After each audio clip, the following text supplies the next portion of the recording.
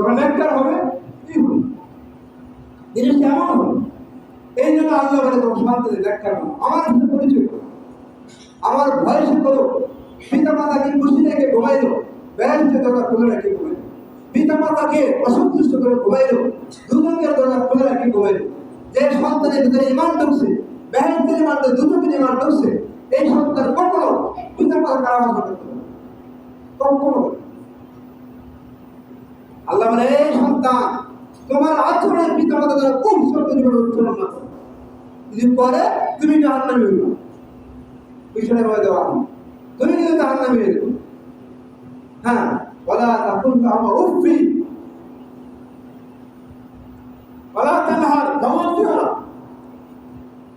মা রে মা আয়া আসরে আরে বাজারে কি সদাই থেকে ধমক পাচ্ছে সন্তান, মা চুপ করে নীরব হয়ে গেছে। আমার যে তোমার চুপকে ধরা মা এসে কিনা সদাই দিত, সারা বাজারে দিত, শিক্ষকরা আস্তে আস্তে বলছে ধমক পাচ্ছে, ভূতটা দেবে গ্যাঙ্গে মারে না।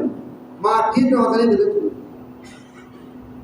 দিন না টাকা কাটে, বড় শিক্ষিত, বিয়ে পাশ করে বড় পয়সা কামায়, মার সাথে বহুদিন ধরে সাক্ষাৎ খুলে রাস্তায় দাঁড়ায় এসে আমার ছেলেরা বলেনি ওই রাস্তা বন্ধে দেয়, তাই একটু সাক্ষাৎ করতে রাস্তায় দাঁড়ায় এসে পাঁচটা হুন্ডাতে চালিয়ে গেছে, পাঁচ থেকে 3,000 টাকা রাস্তা থেকে ছেড়ে মামা দেখতে গেল দিন না টাকা।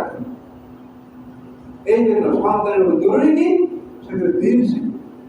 এই জন্য আমি একটা কথা দিলাম,